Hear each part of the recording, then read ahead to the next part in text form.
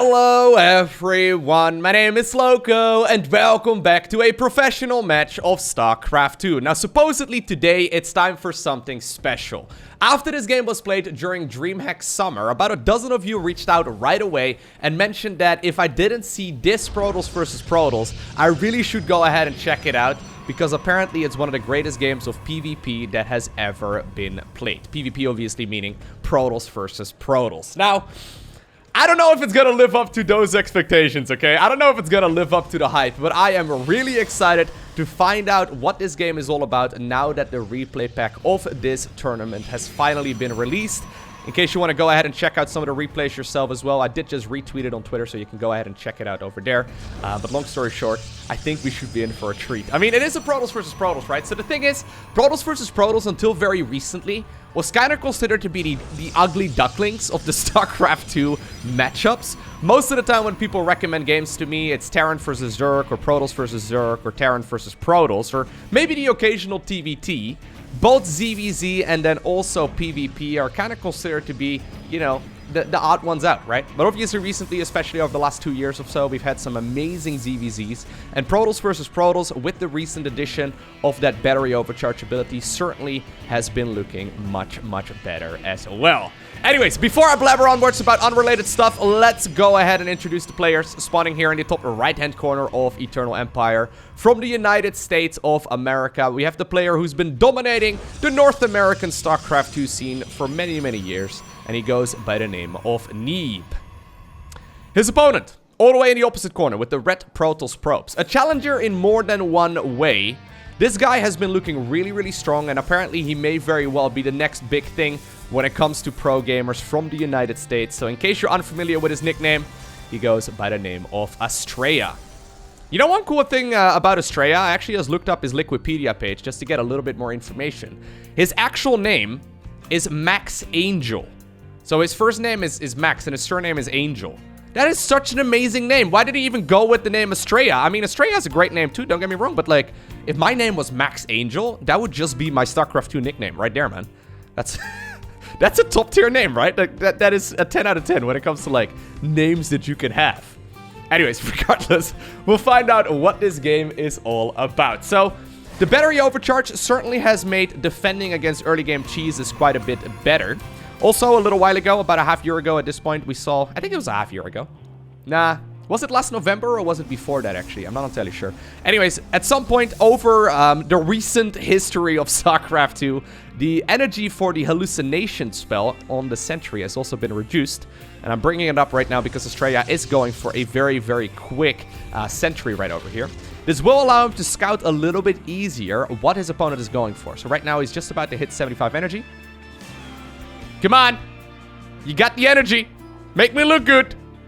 Okay, well, I thought he was going to go for an hallucination. I think he will, actually, once he figures it out. There we go. So the cool thing about this build order right now, when you go for the Stalker and the Sentry first, is that you can actually scout what your opponent is going for. In this case, it's going to be a Robo and a much later Nexus. Before you make the decision what kind of tech route you want to take yourself. So it's pretty cool. Look at this. Astrea is going to be able to get that hallucinated Phoenix inside of the main base of his opponent. He's already gone for the Nexus on the low ground, and he now sees the robotics facility, which I guess is going to trigger him to go for, there we go, a Stargate.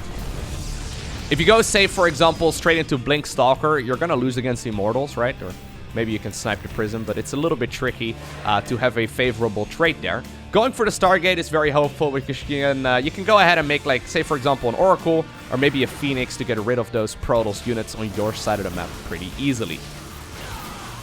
Shield battery already being helpful here.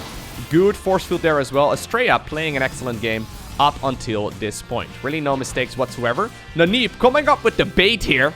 Sending two Stalkers towards that, I think this is the second pylon that Astrea put down on the map. He's got another one actually over here at the third base of the blue Protoss player. He wants the red Protoss right now to defend that pylon. So these two Adepts can go into the main base pretty easily. Phoenix is coming up. So I think that Astrea should be able to defend this relatively nicely. Once again, a good force field there. He's probably going to be able to get, well, 2 work kills here in total. Ooh, okay. And that's not bad whatsoever, right? Pretty good situation.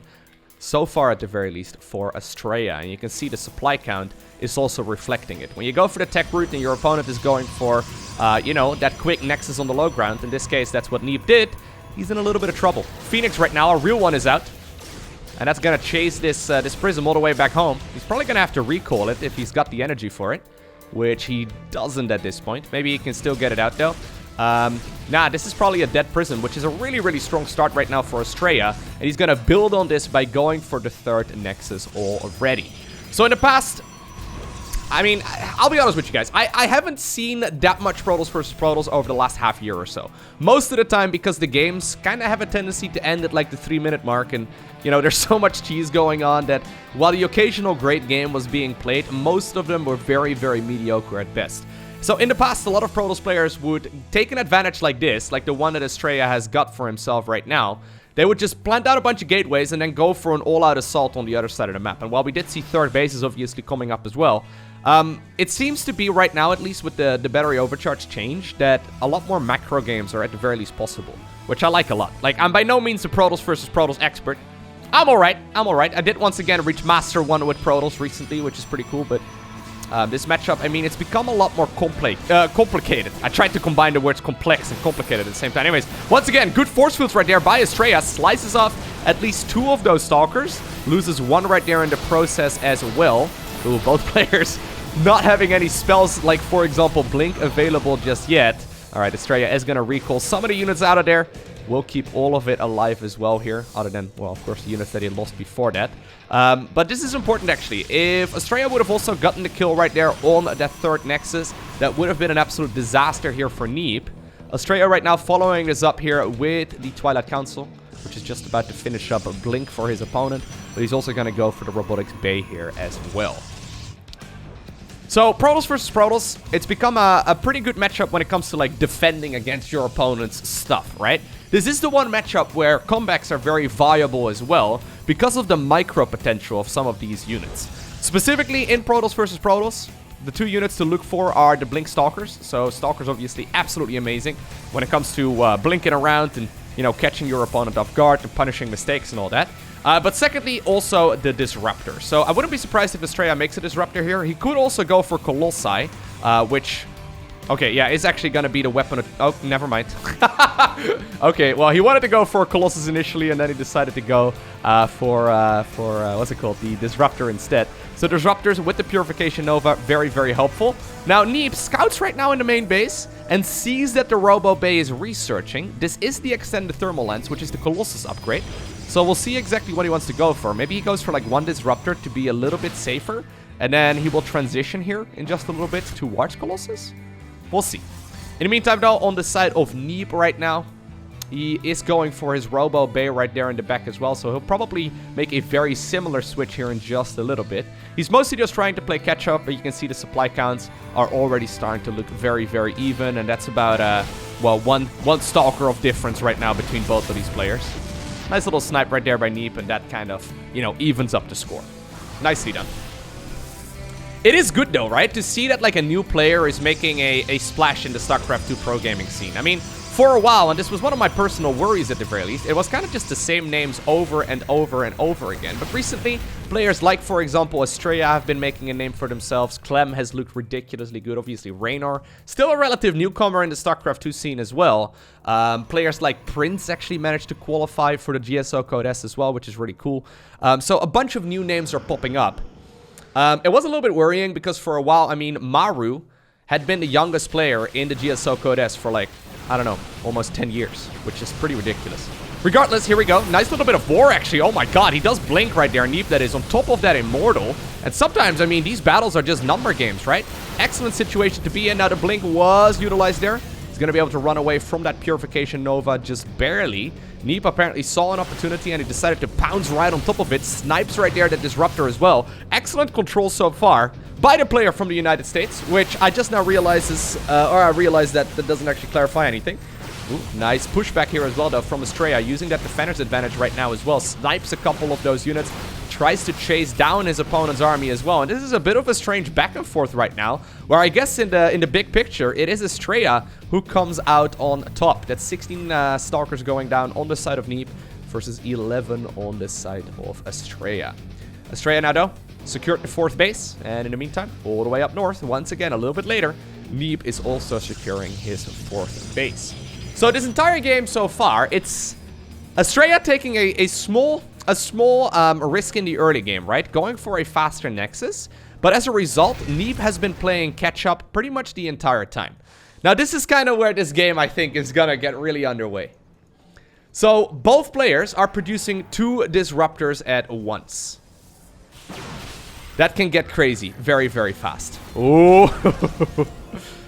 So, I've explained Purification Nova pretty recently in another video as well, but in case you're unfamiliar, Purification Nova blows everything up. That includes friendlies as well. However, if you manage to snipe the Disruptor before Purification Nova detonates, the detonation is cancelled. So there's some crazy micro potential between Stalkers and Disruptors, and I think that's probably what this game is gonna come down to. Now already though, look at that. Neeb has actually produced a Dark Shrine all the way in the corner of his main base, and he started up the Shadow Stride Research, which is a pretty cheap upgrade. It's the Dark Templar Blink ability. So here they go. He's probably trying to see if he can potentially jump on one of these bases. Now, I love the fact that additional photon cannons are being built here as well. Very, very important. At the same time, Astrea seems to be attempting something similar here as well, using Zealots instead of Dark Templar. Here come, once again, those Purification Novas. These battles are gonna get crazy very fast, man. These are the kind of games where you're gonna be sitting on the edge of your seat.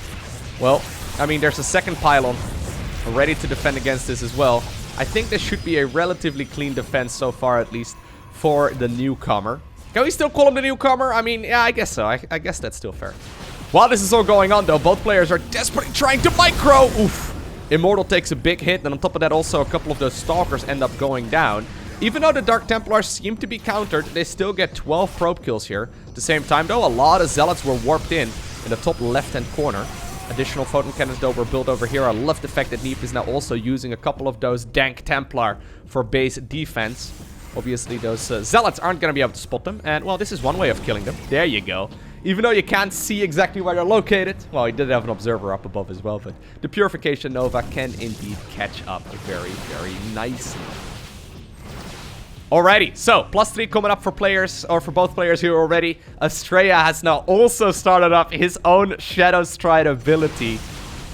I don't know, man. I'm just sitting here with a big smile. This is the kind of PvP I want to see. It doesn't happen very often. It doesn't happen very often, and I'm excited to see where this is going to go.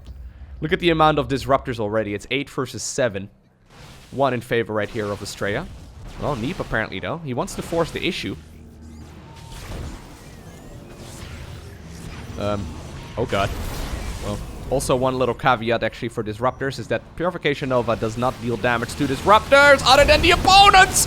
Oh my god, I said that! I wasn't done talking yet, man! That is ridiculous. Neeb just got a huge hit off. Does manage to recall most of that army out of there as well.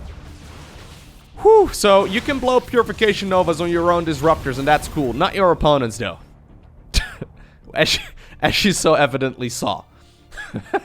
Neeb takes a huge advantage right now. All of a sudden finds himself with a much, much more powerful army. But you can't really go in for the kill, right? Like, it's very difficult to go in for the kill right now. Both because of that, you know, battery overcharge, but also because your opponent is going to have his own Disruptors and his own Blink. It's very difficult to get that favorable trait. So both players, actually, this is cool. I haven't seen much of this. Both players actually over 80 workers right now. Oh my god.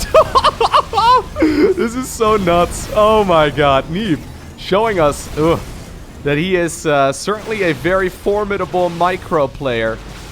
Ridiculously good control there. Oh my god, he actually almost blew up his own units there. Very difficult to micro that properly. I think in some of these big battles, I'm just going to be commentating in action sounds, okay? Because these are absolute, like, you know, nail-biter of engagements, right? You're sitting on the edge of your seat.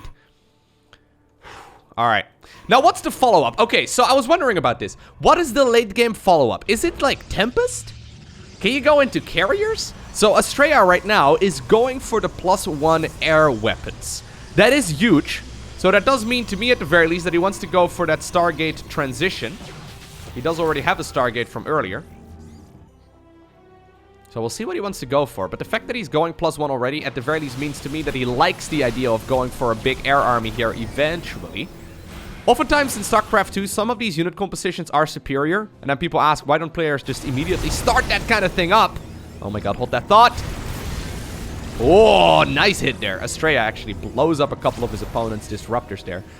For some of those unit compositions, Skytles being one of them, you kind of need to have like 10 gas geysers before you can properly afford making that switch. Because otherwise you just get overrun by like literally zealots. So Astrea wants to make the switch here eventually. There's the fleet beacon coming up. There's the third Stargate. So probably Tempest, if I were to make a guess. The fact that he's already going for a couple of these cybernetics core upgrades, though, is pretty cool. I like it a lot. Both players actually also getting themselves that upgrade for the shields. Haven't seen a whole lot of Archons yet, though. So, oh my god, Astrea getting some really good hits in. Does decide to jump on top of those. Oh god, dude, that's so risky. Does decide to jump on some of those Stalkers from Neeb. Just barely managed to get out of there. This is one of those clenching games, dude. Okay. Well, it looks like even though Astrea felt really confident there initially, he's going to be pushed back at the same time. Nice little hit squad right here of Stalkers and then also Dark Templar fighting a bunch of the opponent's Dark Templar. But even though they're brothers, they can't see each other without detection. Meaning that Neeb could see the Dark Templar in red there, but the ones in red could not see the Dark Templar. It's confusing, man. It's one of the top 10 things that lore can't explain. Science neither, by the way. Now, Astrea, really? Oh my god. Neeb actually doesn't see the base. He's not taking the base all the way in the top left-hand corner. Setting up a lot of static defense over there. Astrea gonna go for... he can't believe his luck either, man. He's probably wondering how this base is still alive. Anyways, it does finish here eventually. I think Neeb is probably gonna be able to catch up to it very quickly, but... Cool. So, wait, hold up. Double cybernetic score. Already researching. Astrea is a man with a plan. I can't help but notice that Neeb is not preparing for that late game switch yet. Neeb is sticking around on the mid-game army for quite a bit longer right now. He's got all the bases that he absolutely needs though, so if he wants to make a switch, that certainly is possible. It seems to be a strategic difference, right? So Astrea apparently feeling confident here that he can make that switch already. Oh my god. Oh. Dude, it is such a dicey engagement. Alright. Looks like Astrea is going to be able to stay alive for the time being. Absolute massive disruptor wars so far. Now, when do you make that call? I guess that what Astrea wants to do, he probably wants to max out. And then when he's got a bit of a bank after losing units, maybe that's the... Okay, never mind. He's just going straight into carrier right now. There we go. I thought maybe he wanted to max out and have a bit of a bank first so he wouldn't just accidentally die. But no, he's already started up the carrier production. Now, carriers are funny because they're amazing in big numbers, but not that good against Stalkers, obviously, in small numbers. Disruptors here coming in from the side. Love the fact that Neeb is now abusing the high ground. Once again, though, big warp in the top left-hand corner is going to help out quite a bit. And this base, I mean, yeah, despite it going up, it's very difficult to actually get it to mine properly. Ooh, Disruptor actually did... the Observer there does get spotted. Now, by the way, it looks like both players are taking basically their side of the map, with the exception of these two bases. So these are very difficult to take. Assuming that there's going to be a split through the center of the map, right? I wonder if that's going to become, you know, one of the main points here of contest as the game progresses. Because all of these bases are going to mine out eventually. It is important to keep those other bases in mind as well. It doesn't happen very often in PvP, but... Alright. Oh, he's not watching. He's not watching. Oh my god, he's not watching. This is what I mean, man. Look at this. Both players are pressing like 8 buttons a second on average this game so far, but it just takes one little misstep to lose a huge chunk of your army. Next is over here, and the mirrored location is now being taken as well by Neeb. But the carriers are out. There they are. So these guys obviously ridiculously powerful. I'm sure if you've played a game of StarCraft before, you've probably seen them. You've probably... Oh, God! Oh! You've probably seen and encountered the F2A move that occurs when a player maxes out on carriers. He's already getting himself these upgrades, man. So quick. That's insane. Those cybernetics core are not messing around. So, just like battle cruisers... Oh, nice little skirmish over here, too. That's a lot of Dark Templar, actually, man. That is how many? 13 DTs right over here. Guess he needs detection at the same time. Disruptors are coming up. So, just like battle cruisers, carriers benefit a lot from especially weapon upgrades. Once again, looks like a big detonation right there ended up going down. Well, I want to talk about it, but I don't know if I can, man. Okay, looks like we're good. So, every single little carrier ship benefits from those air weapon upgrades. So, normally, right, say like a, I don't know, like say like a Zealot, right? For every single attack it does with a +1 upgrade, it's gonna deal +1 damage, which is great. However, now imagine that for a carrier, this thing literally launches 8 interceptor ships, and all of those benefit from those upgrades. So, if this ends up being a carrier war, oh my god, once again, huge battle right over here. Oh, Neeb dominating this, though, although a couple more disruptors do come up. We do see the carriers now being shown for the very first time as well. They are well upgraded, and Neeb probably realizes that right now as well. He actually needs to be very, very cautious. Anyways, if it comes down to a big air battle, the player with upgrades certainly will end up winning. Now, I like this. Neeb finally manages to sneak a couple of those units into the main base. Shuts down the production as he powers down the Stargates. Both players are taking a tremendous amount of losses when it comes to Stalkers and Disruptors, but neither of them really able to, like, close out the game here. Yeah, these Disruptors right now that Astrea still has are kind of keeping those Stalkers at bay. Okay, well, here we go. He does decide to blink all the way forward. Disruptors need to activate their Purification Novas. Carriers eventually, though, got picked up, and we do see, once again, that snipe right there by Astrea, just like a split second before he would have lost all of his Stalkers. If you look at the resources lost, you can see here that Neeb is trading quite a bit more efficiently, losing, quote-unquote, only 83 Stalkers and, quote-unquote, only 27 Disruptors. Alright, so, this is the moment where Neeb is making a big switch. He's now finally started upgrading his cybernetics core as well. But you can see air weapons level 3 is already finishing up right now for Astrea. But Astrea ended up losing a couple of those carriers, right? So, yeah, it's a dicey situation to be in. You really don't want to be too quick. Oh, whew. I could almost see everything being blown up there. Oh, now with the Purification Novas mostly on cooldown, though, we just see a nice skirmish here once again. And it was once more Neeb getting the advantage. At the same time, both players also microing a small little battle on the left-hand side. It's mostly been Neeb, though, in the driver's seat so far in this game, right? So he's been playing far more aggressively, and I like it a lot. The fact that he's constantly denying this base over here is awesome. The fact that he's got the high ground here is absolutely awesome, too. I almost wonder if Astrea should set up some static defense over here, or maybe over there or something. That'd be pretty cool. Neeb right now even bringing a stasis ward right now. Actually, 3 of them here into the mix. I like it. Carriers, by the way, for those of you unfamiliar, the little interceptor ships, you do pay for each of them individually. So, once again, disruptors. Interceptors, not cheap. So they're 15 minerals each.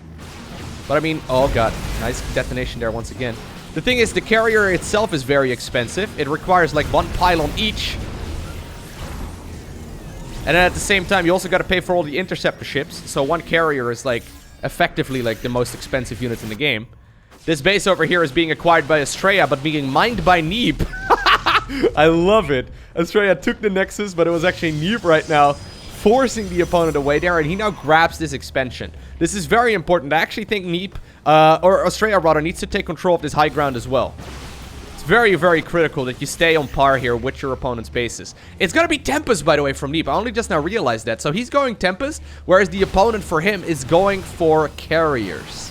Very, very cool. So Tempest have the nice advantage of being able to snipe units from a distance, especially if you have oracles with Revelation. Nice little bit of back and forth here once again between the Stalkers and the Zealots. 1 Disruptor now joining the party as well. Astrea desperately trying to push this. Massive detonation once again on that Disruptor. Most of those Protoss units end up going down. Astrea really needs to get something done here is what I'm trying to say. Like, if this position here is being taken by Neeb, he's gonna be in a phenomenal position. Looks like a lot of the Protoss units, though. Yeah, in blue still stay alive. He does have that battery over there. Apparently, Neeb sends in a bunch more reinforcements. Astrea right now takes the map on the right-hand side. This is awkward, man. So both players are actually surprisingly close to each other's main base. Right? I wouldn't have expected it to look like this. I actually kind of expected Astrea to have this base and Neeb have this base. Would have made a lot more sense, because right now, I mean, it's just one short walk to the natural, and then one short walk from there to literally all the production, which could be an absolute disaster. Alright, I think that this is gonna come down to one big air clash. I've never seen that before. I want to see it, man. Can we see a mass switch to air units from both players? That would be fantastic. Ooh, here come the carriers. Okay. They get here as some of the photon cannons are finishing up. Looks like most of them, though, got sniped here before they really properly get some work in. Disruptors, by the way, as you can see, they do deal damage as well with their Purification Nova to those structures. So that's important. Astrea can slowly break this. Yeah, so this is what I mean, right? Big warp in over here is now going to allow Astrea to dump all of his minerals and a little bit of gas to watch the natural. If he can get on top of the production here, which is where all of those carriers and stuff are being made, right? Well, a couple over at the third base, but the point still stands. If you can get on top of your opponent's production, that is always a good position to be in. Looks like a couple of Stalkers and Disruptors were warped in as well. That does mean right now that Astrea can potentially make a push in this direction. Tempest really need to have it with their range though, right? Like they need to be microed properly. There we go. You need to hit them on top of your opponent's carriers. Looks like this base may very well end up falling. Well, he probably will get the kill on that as soon as he decides to turn back around. And there we go. Ooh, the Purification Novas right now zoning away. And these air weapon upgrades, man, they really help out right now for Astrea. He's got a much better set of upgrades here than his opponent. And it certainly is noticeable in these battles. His army just simply looks a little bit more powerful. Now, as we're making the change towards mostly air units right now, or at least a lot of air units, the value of these Disruptors is kind of gonna go down the drain, which is very odd. Oof. Okay, so Neeb was actually thinking about sniping the base over here. Right now, he's forced to turn back around. Looks like there was once again a massive Disruptor hit. A lot of Stalkers ended up sniping some of those probes. That's 23 probes actually in total, which is quite a lot of workers. I don't know if you want to necessarily rebuild those at this point in the game. Neeb starting to fall behind right now when it comes to the economy, but he still has a huge bank. Now notice here the amount of gas that both players have. Neeb is sitting at more than 4,000 resources, but he's broke. He can't make anything but zealots with that, right? And maybe some photon cannons. He really needs to secure as many gases here as he can, and the fact that Astrea is mining one additional base is absolutely massive. Right now, though, with Neeb taking control of this section of the map once again, I mean, we do see a massive stasis ward as well. Shield battery overcharge is not going to be enough. Astrea loses a base, but he also kills a base. I wonder actually what this means. Is Neeb going to continue pushing on this side? Looks like all the reinforcing units for Astrea are going to be built over at the base that will probably be contested very soon. Astrea apparently wants to see if he can get another base as well before returning back home. A couple of Stalkers being warped in there. They try to see if maybe they can get underneath that Protoss army. At the same time, though, this is still great, right? Like, for Astrea, that is, he managed to lose one base, sure, but he also is now taking care of two of his opponent's bases. And I'm no math major, but I can tell you that 2 is a bigger number than 1. I know. I figured it out, guys. I did math in a video. I know. It's crazy. The thing is, though, Neeb is coming up with the interception. Oh, beautiful engagement right now by Neeb. Manages to snipe one of those carriers, getting free pot shots. Nice hit as well with that Disruptor, though. He's got a recall, right? Yeah, I like it. Ooh, oof. He tried to target fire 2 of them and then got none. Little bit greedy right there by Neeb, so he ended up not killing more than 1 carrier. I don't think, anyway. Okay, one of the Tempest also ends up going down, and Astrea, while he tried to retake this base, I think it must have been killed once again there by Neeb. Neeb right now, though, running dangerously low on money. So all of his gases are basically mined out. Yeah, dude, he's got no gas income. He's actually got +0 on the gas income. I think Astrea has got this, right? I mean, Neeb is still maxed out. Both players dead even when it comes to the army supply. Maybe Neeb can pull a rabbit out of a hat with the army that he's got. He doesn't pull those Tempest, and I like them a lot, man. They deal so much damage. Even though the carriers were not killed, the health rather of those units does not regenerate. I mean, I guess the shields do, but those carriers are going to be easy pickings. Okay. A lot of zealots here, actually, as well, for Astrea. I like Astrea's, like, game plan in this game a lot more. It's really good. I like Neeb's aggression here a lot better, but the game plan and just the, you know, the decision-making here by Astrea has been amazing. I do think, though, that Neeb has been out-microing Astrea up to this point. Well, just to prove my point there. A couple of Stalkers apparently decide to YOLO forward. They get 1 Tempest, but, I mean, That's not quite losing, like, you know, it's not quite worth losing like 7 Stalkers for. So while this is all going on, Astrea is mining the base in the bottom right-hand corner, whereas in the top left-hand corner, nothing is taken. There's one Zealot right there for Astrea, checking out everything that's going on. New Nexus, though, being acquired here by both players. Neeb right now taking the base that I originally thought should have been his. Astrea right now doing the same thing on the other side of the map. This is crazy. This is absolutely ridiculous. Alright. Slow and steady wins the race. At least that's the approach that Neeb is taking right now. I'm still a little bit worried. The fact that he's an entire base down, or 2 gases down, right? Like, that's massive.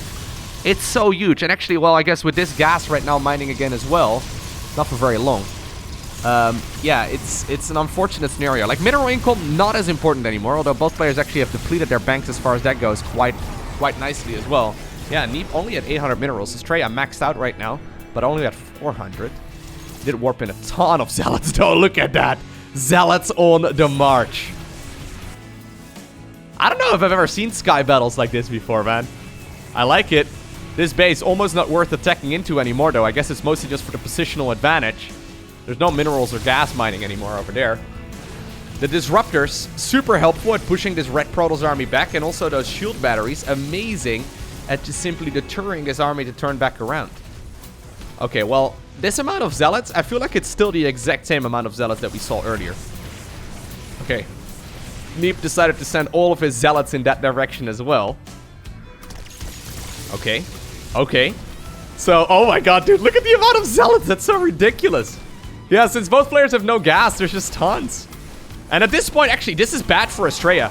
Yeah, he's gonna lose tons of these Zealots. Oof. Well, this is, oh my god, this is ridiculous. I've never seen this before. Both players dumping like thousands of minerals into a bunch of Zealots because they couldn't make anything else. All of a sudden, Neeb takes a very nice fight here.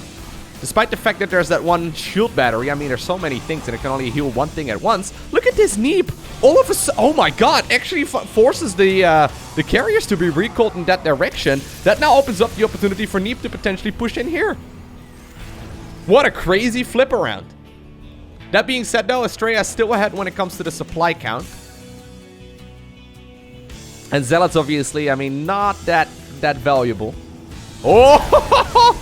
Once again, good detonation. Dude, this is crazy. Imagine playing a game like this. It can literally be over with one blink, one set of Dark Templar, one Disruptor, one bad positioning on your air units. Like, it can be over so easily. And both players have been holding on by the skin of their teeth for like 15 minutes? Something along those lines. Astrea knowing very well that he can't really overextend very easily. As long as he knows that the Tempest of his opponent are over here, that's important. But, I mean, you can see the recall is still about, well, only halfway done. The cooldown, that is. And actually, now with this whole position changing right now, Neeb has a new mining base. He's going to be able to take care of the base in the bottom right-hand corner. He's going to prevent this base from mining as well. It means apparently that Astrea is going to go to town right here on a base. But these positions, man, they don't matter that much anymore, right? Like, he deposited a lot of Zealots over here and a whole bunch over here and now a couple over here. These bases weren't really mining in the first place. I think he may want to even take the base in the top left-hand corner. He's now taking this one over here. Same time, the same is done right now for Neeb. I don't like these moves. Like, why are you fighting here? This doesn't get you any advantages. Now, obviously, if you get close to your opponent's main nexus or all of their tech or, you know, their big important production structures, then it means something. But a couple Zealots and a gas geyser? Not that big of a deal. A couple of pylons and a couple of cannons and, yeah. Alright, so. Astrea got the kill on the third base. Got the kill on the entire top section of the map. Left a couple of Stargates just to, like, apparently tell the story of how that Protoss army came marching in. Then he decided to turn back around. Neeb, I think you need to take this base, dude. Okay, maybe not. It's very low. Can we have a look? Okay, well, never mind. I don't think we're gonna have a look. I think we're gonna have a big clash. Oh, I love the idea right now of the Oracle, though. So the Oracle uses Revelation right there to give these Tempests their maximum range. So important. Yeah, so the Revelation basically allows you to see the army through the fog of war, and that means that those Tempests can shoot at their maximum range. And you can see these carriers. Oh, Is Neeb doing this? Oh my god. I wonder if Neeb is doing this. Oh my god. Yeah, Neeb once again gets a huge detonation. Oh my god. What was that? He killed the little thing. The carrack. That's what it's called. This female carrack just lost her husband. Okay. Astrea warping in zealots right now. Really not the army that you necessarily want. Does get the snipe there though on the disruptor.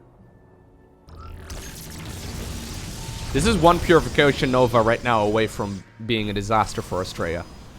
He was very far ahead earlier, but somehow, some way, Neeb with the killer instinct. Well, I don't really think his strategy was that much better though. I don't think it was. He's just been making better late game decisions, right? There we go. Zealots decide to charge forward. We do see nice purification novas being used once again, constantly used here for zoning. And while that's all going on, Neeb is getting shots in with those Tempests. He kills another one of the carriers, which is absolutely massive.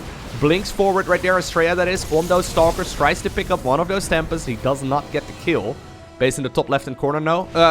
Top left-hand corner though, being taken here by Astrea. He's been playing a wonderful macro game, but the micro is just not quite as good.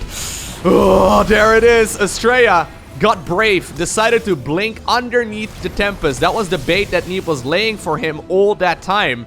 And that now meant that he ended up losing a lot of his Stalkers. Absolutely massive fight right there for Neeb.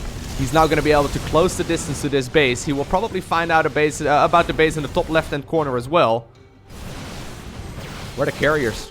Okay, they're all the way back in the natural. I think he's going to need them over here, man. There's only a couple of Protoss units remaining right now for Astrea.